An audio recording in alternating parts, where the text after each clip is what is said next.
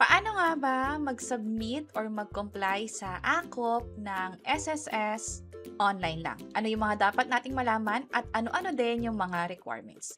By the way, kung first time mo sa channel na 'to and gusto mo pa ng mga online tutorial videos katulad nito, please click the subscribe button. Gamit lang ang cellphone or computer mo, hindi na kailangan pumunta sa branch, hindi na rin kailangan mag-set ng appointment.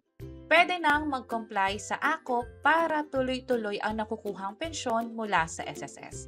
Paano nga ba yung buong proseso?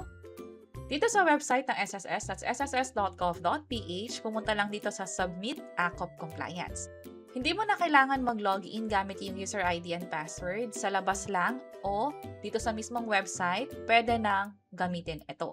I-click itong Submit AKOP Compliance. And then, ang unang requirement ay dapat meron na kayong national ID. Kasi kung wala pa, ang mangyayari ay i-refer kayo ng personal compliance o pupunta talaga kayo mismo sa SSS branch. Para naman sa video conference, pwede namang mag-set ng schedule online, which is ito yung buong proseso. Meron tayong ginawang hiwalay na tutorial video para dyan. May iba pang mga option dito katulad ng pagpapadala sa SSS branch or pag-email, lalo kung OFW kayo o nasa ibang bansa. Pero kung meron naman kayong national ID, kahit hindi nyo pa nakukuha yung mismong card pero nag-apply kayo, click nyo lang tong yes at mag-proceed na sa data sharing consent. Kailangan nyo tong i-check at i-click itong proceed. Mula dito, i-enter lang ang SSS number ninyo. Tandaan na dapat tama yung i-enter nyong details or else magkakaroon ng error na katulad nito. So pag ganyan, kahit tama yung SSS number na in-enter ninyo, also yung date of birth, mas maganda na mag-setup na lang ng appointment personally sa SSS. Pero kung tama naman, halimbawa nakapag-enter kayo ng tamang SSS number, yung date of birth din ninyo, ganito yung makikita nyo dapat. SSS number belongs to, andito yung pangalan ninyo o kung sino man yung pensioner. And then, do you wish to continue? Click yung yes. May pagkakataon na baka ganito nga pala yung makuha ninyo, especially kung hindi pa kayo allowed for AKOP or hindi pa kayo required para dito. Sino-sino lang ba yung required sa AKOP or Annual Confirmation of Pensioners? Ang required lang para dito ay yung mga nakatira sa Pilipinas na nakaka-receive na nga ng pensyon, pero dapat 80 years old and above sila simula noong March 2024. So kung kaka-senior nyo pa lang, nandito kayo sa Pilipinas, at pensyon yung nakukuha ninyo, hindi pa kayo required para sa AKOP. Pero kung sakaling nakatira kayo sa abroad or total disability pensioner kayo, death or survivor pensioner, o di naman kaya ay dependent children under guardianship na nakakakuha ng pensyon, required na mag-comply sa AKOP.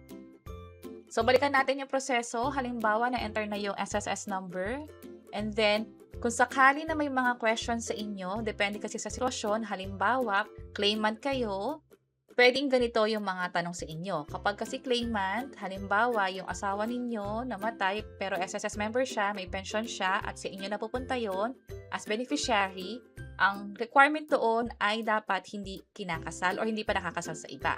So, kung hindi pa nakakasal, i-click lang ang no, para naman sa iba na claimant, halimbawa, anak sila, nung namatay, iba yung possible na maging question. Basta sagutin nyo lang yung mga question na itatanong sa AKOP.